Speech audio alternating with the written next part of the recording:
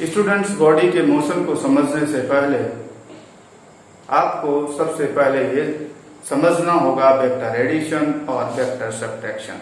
तो सबसे इंपॉर्टेंट बात यह है कि दो वेक्टर्स को हम कैसे ऐड कर पाते करेंगे और कैसे सब्ट्रैक्ट करेंगे। तो पहला पॉइंट लेते हैं vector addition of two vectors.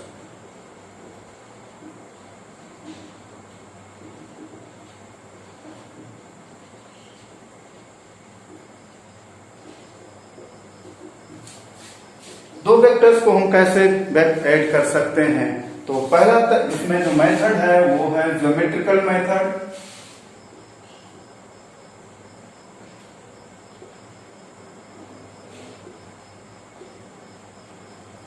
और दूसरा जो मेथड है वो है एनालिटिकल मेथड।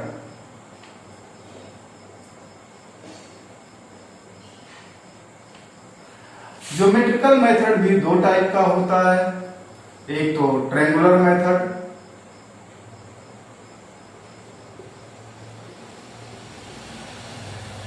और जो है सेकंड पैरेललोग्राम मेथड।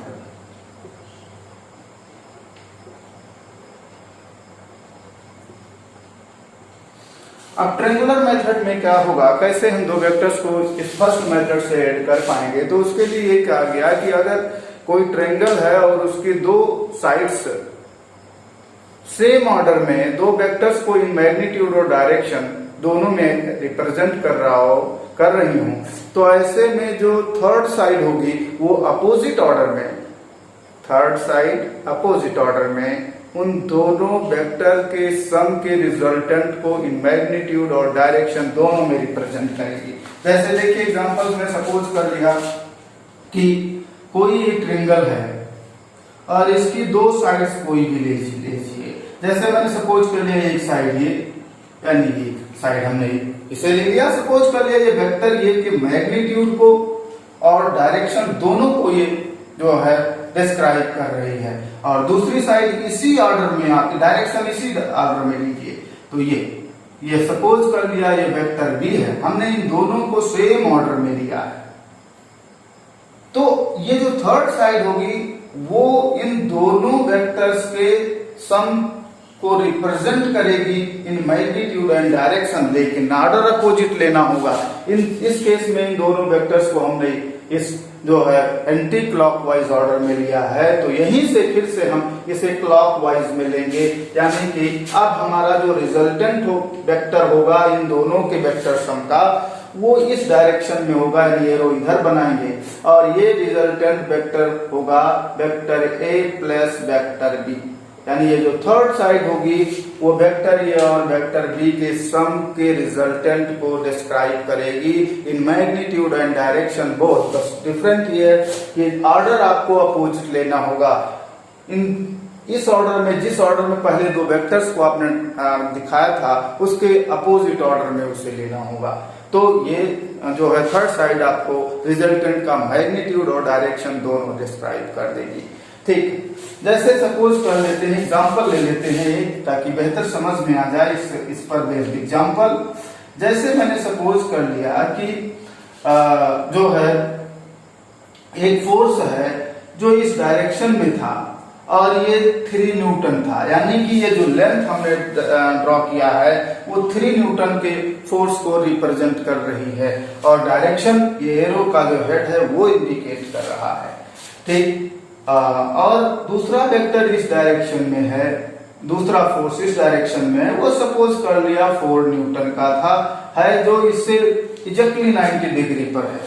तो ऐसे में अब इन दोनों फोर्सेस का जो रिजल्टेंट फोर्स होगा, इन दोनों को देखिए हमने सेम ऑर्डर में ड्रा किया है, तो हमें रिवर्स ऑर्डर में इसका रिजल्टेंट मिलना है। तो रिवर्स ऑर्डर कैसे हुआ, ये तो हमने एंटी क्लॉकवाइज ड्रॉ किया है, तो ये क्लॉकवाइज बनेगा, यानी कि ये जो है ये लेंथ डिस्क्राइब करेगी रिजल्टेंट के मैग्नीट्यूड को, और जो हेड मैंने इंडिकेट किया है ये रिजल्टेंट के डायरेक्शन को इंडिकेट करेगा।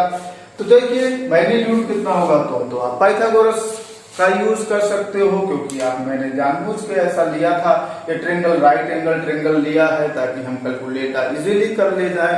तो इसमें पाइथागोरस यूज कर सकते हैं। ये 3 न्यूटन का है, ये 4 न्यूटन का है, तो डेफिनेटली ये साइड जो होगी उसे हम सॉल्व कर सकते हैं। Root of 3 square plus 4 square equal to 5 newton आ रहा है।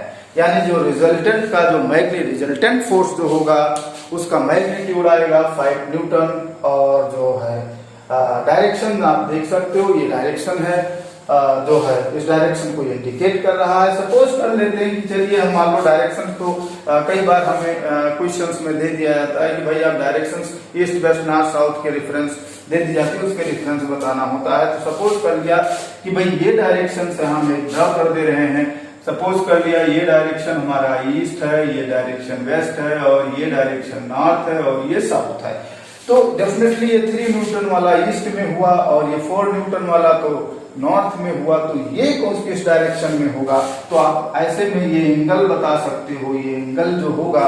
और इस एंगल को अगर आप सॉल्व करना चाहते हो तो अगर हम सपोज कर ले थीटा है, तो ये साइड जो है वो परपेंडिकुलर और ये साइड बेस और ये साइड हाइपोटेन्यूस होगी।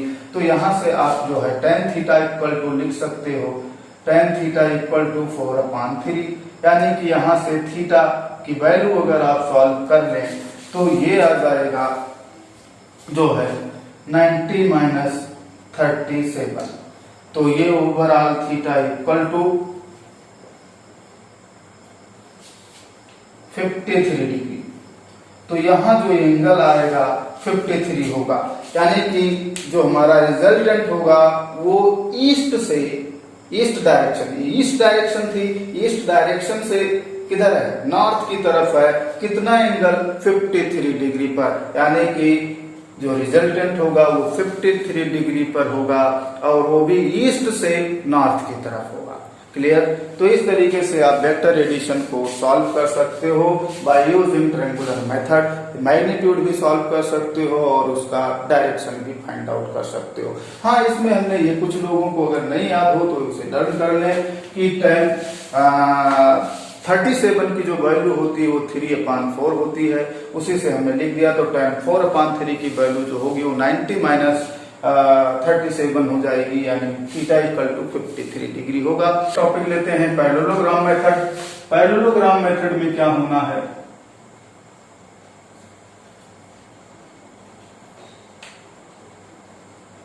इस मेथड में ये कहा गया जिन दो फोर्सेस को आपको या जिन दो वेक्टर्स को आपको ऐड करना है उन दोनों वेक्टर्स को सेम पॉइंट से वर्जिनेट कर लो। देखो ट्रायंगुलर मेथड में क्या था, जिन दो वेक्टर्स को ऐड करना था उनको हमने सेम ऑर्डर में ड्रा किया था। क्लियर। अब की बात पैरेललोग्राम मेथड में हमें करना यह है, जिन दो वेक्टर्स को हमें ऐड करना होगा उन्हें हमें सेम पॉइंट से वर्जिनेट करना होगा, यानी सेम पॉइंट से ड्रा करना होगा। ठीक। अगर हम ऐसा करेंगे तो वर्जिनेट करने के बाद में क्या करना होगा, वर्जिनेट करने के बाद में हमें उन दोनों वेक्टर्स का यूज करके पैरेललोग्राम कंप्लीट करना होगा और उस पैरेललोग्राम का जो डायगोनल होगा फ्रॉम द वर्जिनेशन पॉइंट वही इंडिकेट करेगा रिजल्टेंट वेक्टर के मैग्नीट्यूड को और डायरेक्शन को।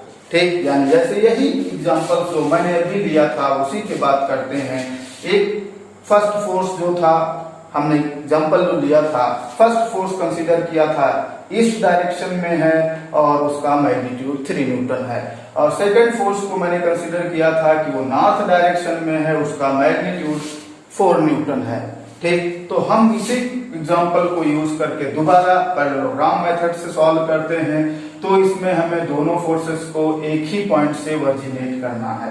तो फर्स्ट फोर्स को हमने वर्जिनेट कर दिया, ड्रॉ कर लिया। ये है 3 न्यूटन का, ये ईस्टवर्ड है, ईस्ट डायरेक्शन में है। और दूसरा जो फोर्स है वो भी हमें यहीं से वर्जिनेट करना है, जहां से फर्स्ट वेक्टर को हमने वर्जिनेट किया वहीं से सेकंड को वर्जिनेट करेंगे। सेकंड हमारा ये है 4 न्यूटन का, तो 4 न्यूटन है नॉर्थ डायरेक्शन में, तो नॉर्थ डायरेक्शन ये हुआ। हम ये जो है नॉर्थ डायरेक्शन में इसे जो है ड्रॉ कर दिए। लेकिन इस केस में हमने दोनों वेक्टर्स को सेम पॉइंट से वर्जिनेट किया है। अब हमें इन दोनों का के हेल्प से पैरेललोग्राम को कंप्लीट करना है। तो करना ये होगा, ये हम पैरेललोग्राम कंप्लीट कर ले रहे हैं इन दोनों का यूज करके।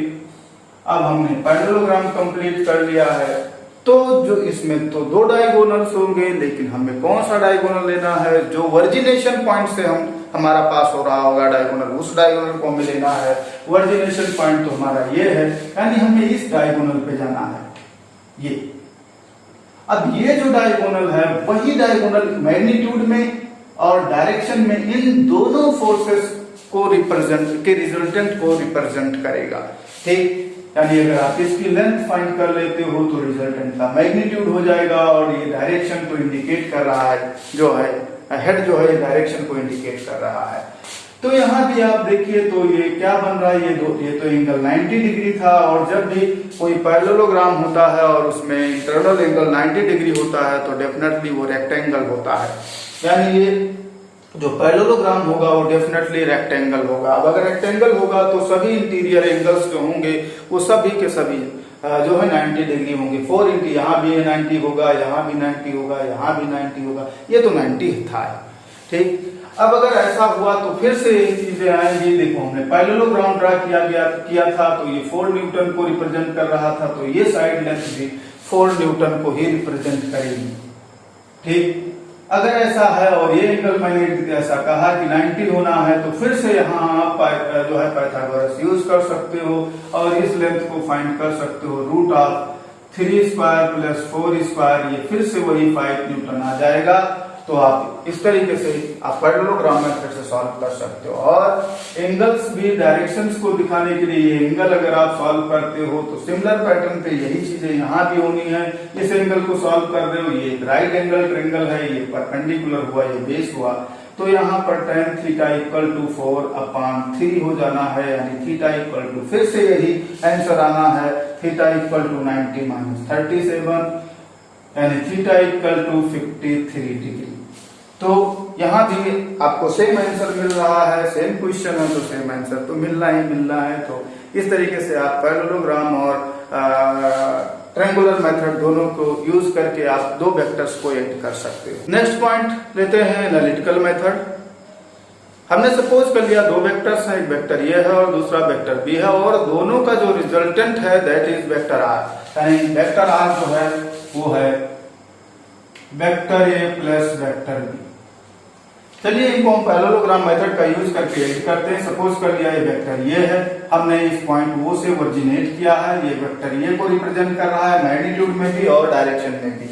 अब हम दूसरा वेक्टर एक लेते हैं, वेक्टर बी सपोज कर लिया इस डायरेक्शन में है, ये जो है वेक्टर बी को रिप्रेजेंट कर रहा है इन मैग्नीट्यूड और डायरेक्शन, दोनों में वेक्टर बी को रिप्रेजेंट कर रहा है। और सपोज ये भी कर लिया कि दोनों के बिटवीन जो एंगल है वो थीटा है। अब हम पैरेललोग्राम कंप्लीट कर रहे हैं, ये पैरेललोग्राम कंप्लीट कर लिया हमने। तो जो ओरिजिनेशन पॉइंट से जो डायगोनल होगा वही डायगोनल रिप्रेजेंट करेगा दोनों के रिजल्टेंट को। ठीक, यानी ये वेक्टर आर को रिप्रेजेंट कर रहा है, यानी इसकी लेंथ जो है वो वेक्टर आर के मैग्नीट्यूड को रिप्रेजेंट कर रही है, और जो हेड है, हेड इस डायरेक्शन में आ रहा है, वो रिप्रेजेंट कर रहा है रिजल्टेंट वेक्टर के डायरेक्शन को। ठीक है, तो हम अगर ये फाइंड आउट करना चाहते हैं कि ये वेक्टर आर यानी ये जो है का मैग्नीट्यूड क्या होगा, यानी ये जो डायगोनल हमने ड्रॉ किया है इसकी लेंथ क्या होगी, तो आप इसे सॉल्व कर सकते हो बाय यूजिंग कोसाइन रूल। अब कोसाइन रूल कैसे सॉल्व करेंगे, पहले तो हमें एंगल फाइंड करना होगा। अब देखिए पैरेललोग्राम मैंने कंप्लीट किया था तो वेक्टर भी है और इसी के पैरेलल में हमने ये साइड ड्रॉ की है, तो डेफिनेटली ये जो एंगल आएगा ये करस्पॉन्डिंग एंगल होगा। ये एंगल अगर थीटा है तो ये भी एंगल थीटा ही होगा, और अगर ये एंगल थीटा हुआ तो ये इंटीरियर एंगल्स पे अगर आप जा रहे हैं तो ये 180 माइनस थीटा हो जाएगा। फिर तो हम कोसाइन रूल अप्लाई कर लेते हैं। कोसाइन रूल आप जो लोग नहीं जानते हैं वो देखें, कोसाइन रूल कैसे क्या है, कैसे आपको अप्लाई करना है। ठीक, तो ध्यान दें किसी भी ट्रायंगल में पहले कोसाइन रूल समझ लें। जो है सपोज कर लिया कि कोई जो है ट्रायंगल है, कोई भी ट्रायंगल है और इस ट्रायंगल को हम कैपिटल ABC लिख दे रहे हैं। तो एक ट्रेडिशन ये है कि इस वर्टेक्स को मैंने ये लिखा है तो अपोजिट साइड की लेंथ को स्मॉल ए से लिखा जाएगा। इस वर्टेक्स को कैपिटल B लिखा है तो इसके अपोजिट साइड की लेंथ को स्मॉल बी से, और इसको सी लिखा है तो इसके अपोजिट साइड की लेंथ को स्मॉल सी से रिप्रेजेंट करेंगे। और इंटीरियर एंगल्स को जो वर्टेक्स को जिस नोटेशन से आप लिखते हो उसी नोटेशन को यूज किया जाता है उस एंगल को रिप्रेजेंट करने के लिए। यानी इस वेक्टर इसे हमने ये लिखा है तो ये इस इंटीरियर एंगल को ये से बी लिखा है तो इस इंटीरियर एंगल को बी से, और इसे सी लिखा है तो इसे कैपिटल सी से रिप्रेजेंट किया जाएगा।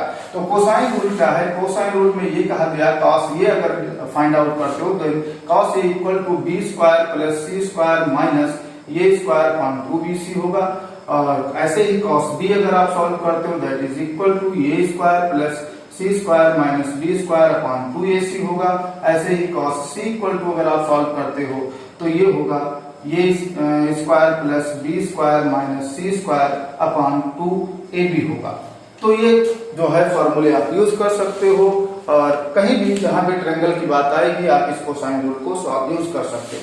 चलिए इसको हम यूज करते हैं। तो यहाँ हम इस कॉन्सेप्ट को यूज करने जा रहे हैं। तो यहाँ भी हमको इंटीरियर एंगल्स की जरूरत पड़ेगी। इंटीरियर एंगल्स एक एंगल्स तो मैंने यहाँ सॉल्व कर लिया है, 180 माइनस थीटा है, तो हम इसी को यूज कर रहे हैं। अगर हम लिखते हैं यहाँ cos 180 माइनस थीटा, तो ऐसे में हमें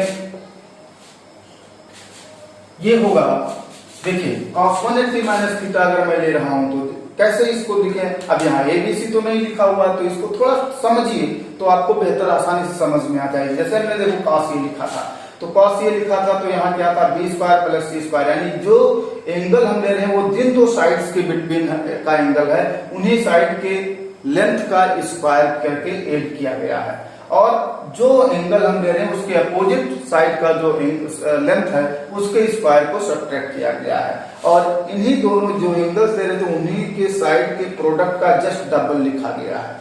अगर आप ऐसा समझेंगे तो ये बेहतर हो जाएगा, आपको ये कंफ्यूजन नहीं होगी, एबीसी को कंपेयर नहीं करना पड़ेगा, तो आप आसानी से इसे यूज कर पाएंगे।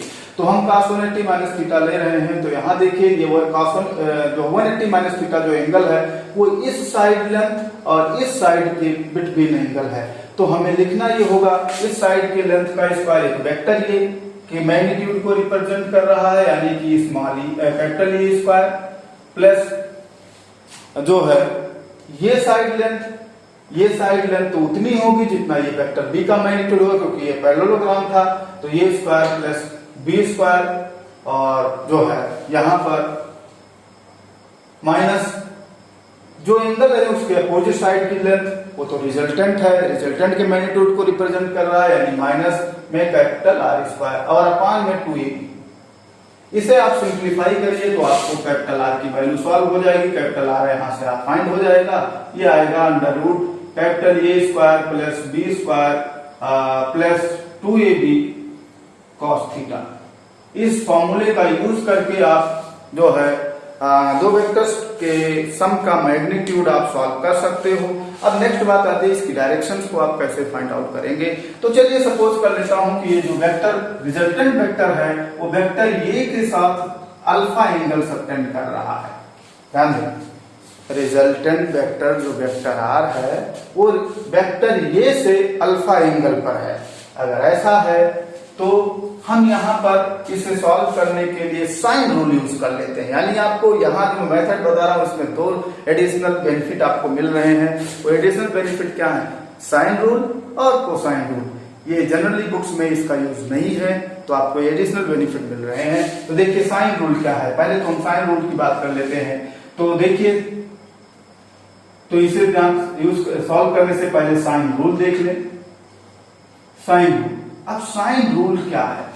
इस साइन रूल में क्या कहा गया, अगर आप इंटीरियर एंगल्स ये ले रहे हो साइन ये, तो अपान में इसके अपोजिट साइड की लेंथ अपान में लिखोगे इक्वल होगा।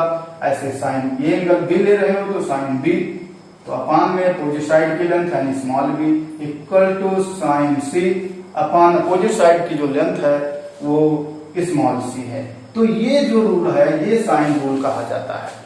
जब हम साइन रूल का यूज करके इस डायरेक्शन को के लिए फार्मूला सॉल्व करते हैं, तो देखिए इस जो लोअर हाफ ट्रायंगल है इसमें हम साइन रूल अप्लाई करते हैं। तो देखें इस एंगल को तो मैंने अल्फा कंसीडर कर ही लिया है, तो साइन अल्फा, तो इसके अपोजिट साइड की लेंथ जो होगी उसे अपान में लिखना है। अपोजिट साइड ये है, इसकी लेंथ जो होगी वो वेक्टर बी के मैग्नीट्यूड को रिप्रेजेंट करेगी, यानी कैपिटल बी लिखा जाना है, और इक्वल टू ऐसे एक एंगल इसे ले रहे हैं साइन 180 माइनस थीटा, तो इसके अपोजिट साइड की जो लेंथ है वो तो रिजल्टेंट वेक्टर है, और रिजल्टेंट वेक्टर का मैग्नीट्यूड हमने कैपिटल आर लिखा था, तो अपान में कैपिटल आर।